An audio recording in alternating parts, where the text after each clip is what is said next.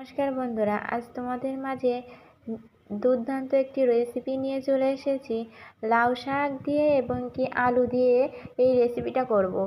তো তোমরা সাধারণত বাসায় বসে হয়তো লাউ শাক দিয়ে ভর্তা খেয়েছো, শুটকি কিংবা মাছ সিদ্ধ করে খেয়েছো, ভাজি করে খেয়েছো বা অন্যান্য রকমের রেসিপি করে খেয়েছো। তো আজ আমি যে রেসিপিটা করছি অবশ্যই সবাই একটাবার দেখবে, ভালো লাগলে বাসায় বসে একবার বানিয়ে খাবে, দেখবে জিভে স্বাদটাই লেগে থাকবে। তো আমি প্রথমেই লাউ শাক আর আলুগুলোকে কুচিয়ে নেব।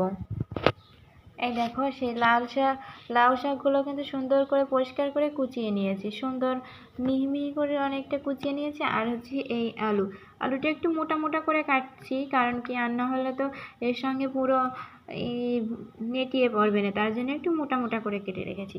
তো এগুলো সুন্দর করে ধুয়ে কেটে রেখে দিলাম। এরপরে হচ্ছে এর জন্য মশলা করব। তো এই ভিডিওতে এই পর্যন্তই, পরের ভিডিওতে তোমরা এর রেসিপিটা সম্পূর্ণ দেখতে পাবে। কিন্তু একটা কথা কি জানো, এখনের শাকগুলোতে না অনেক পোকা থাকে। যদি কখনো বাসায় এই রেসিপিটা করে থাকো তবে শাকগুলোকে সুন্দর করে বেছে নিও, একটু ভালো করে দেখে নিও, কারণ এই শাকের ভিতর অনেক পোকা থাকে, সবুজ সবুজ পোকা, যেগুলো শাকের কালারের মতনই দেখতে।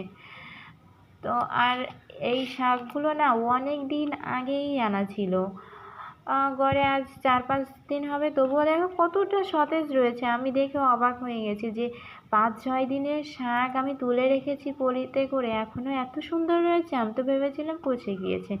যাই হোক, পরের ভিডিওতে তোমরা এর পুরো রেসিপিটা দেখতে পাবে।